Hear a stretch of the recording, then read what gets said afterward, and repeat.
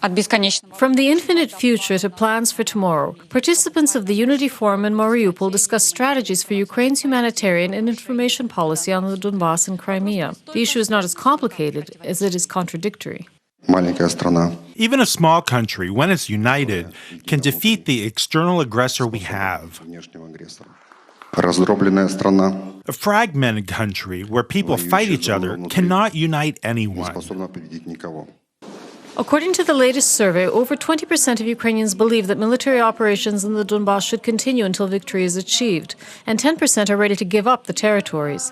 These figures were voiced by Ukraine's Minister of Culture, Volodymyr Borodyansky. He thinks that an information strategy, for example, to fight Russian fake news, is more important than ever to unite the country. The minister announced the introduction of a new legal concept, the manipulation of public opinion. Those who produce fake news will be punished. Here's how we can counter the fake news spread by Russia. We can explain that they are fake news. We can demonstrate, since we do have the technical means to deliver our point of view, and tell people what is really happening in Ukraine. We'll use the instruments that will help people figure out what's happening. Infrastructure is just as important for uniting people. Forum participants also discussed ways to simplify the process of crossing demarcation lines. We will create exemplary checkpoints in Charhar and Kalanchak, and all the others should be of a similar format. There should be a survey zone where people can rest, get administrative support, and spend the night if necessary. Transitional justice was another topic discussed at the forum. It includes compensation for victims of the conflict and a number of other mechanisms regarding amnesty.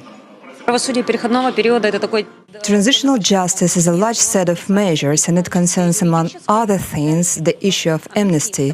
This is an issue of restoring justice, and it also concerns the memorial information policy, whom we consider heroes and whom we don't. We are talking about compensation for victims of the conflict, whom we regard as victims of this conflict.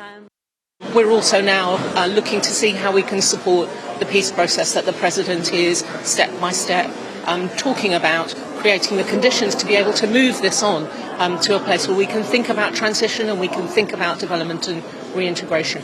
So we're in a little bit of a turning point opportunity here. According to Ukraine's President Volodymyr Zelensky, true reintegration cannot exist only on paper. Ukrainian society needs to come to an agreement, because today in Ukraine there are absolutely different ideas on the return of Donbass and Crimea. The majority believes that they should be returned to Ukraine, yes, but how it should be achieved is where society is divided.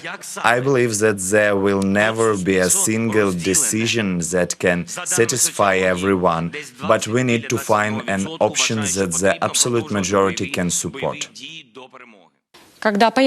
It's too early to say when humanitarian and information strategies based on discussions at the forum will appear, but the fact that Ukraine has begun the dialogue is already being described as the first step towards the reintegration of the occupied territories. Reported by Yulia Boshko for UATV.